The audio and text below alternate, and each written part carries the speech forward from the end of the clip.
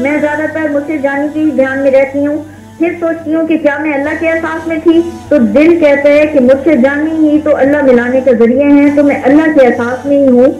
اللہ کے پیاروں کی سوچ میں رہنا اللہ کی سوچ میں ہی رہنا ہے کیا؟ بڑا اچھا سوال ہے، اس کو تھوڑا سا اس طرح سے کلیئر کرنا ضروری ہے کہ آپ کو مرشد کی سوچ کس لیے آ رہی ہے؟ آپ کو مرشد کی کہی ہوئی کوئی بات یاد آ رہی ہے؟ میری کہی ہوئی کوئی ہدایت یاد آ رہی ہے؟ میں نے کسی بات کو کرنے کو آپ کو کہا ہے وہ یاد آ گئی ہے؟ میں نے کسی بات سے آپ کو روکا ہے آپ کو وہ یاد آ گیا ہے؟ آپ کو میرا اللہ کے ساتھ پیار سے بات کرنا اور میرا اللہ کے لیے کیفیت کا ایک احساس میں اللہ سے باتیں کرنا وہ یاد آ رہا ہے؟ اگر مرشد کی یا کسی بھی اللہ کے پیارے کی یاد آپ کو اللہ کے ساتھ اٹیچ کر دیتی ہے تو اس کے لیے وہ بہت بہترین ہے، لیکن اگر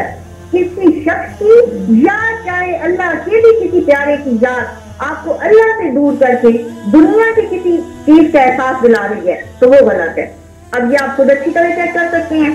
مرشد کا احساس آپ کو یا کسی بھی شخص کا احساس آپ کو اگر اللہ کی طرف لے کے جا رہا ہے، آپ کے اندر کسی نہ کسی پوائنٹ کے حوالے سے اللہ کی سوچ ابھر رہی ہے، اس کی کہی ہوئی بات مرشد کی یا اللہ کے کسی پیارے کی یا کسی عام سے شخص کی کہی ہوئی بات بھی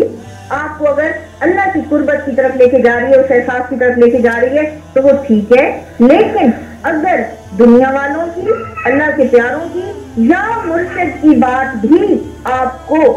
اللہ کی قربت سے ہٹا کے دنیا کے کسی شغل کی طرف لا رہی ہے تو وہ غلط ہے۔ اس لیے یہاں پر کرائٹیریا آپ نے خود سیٹ کرنا ہے کہ آپ کو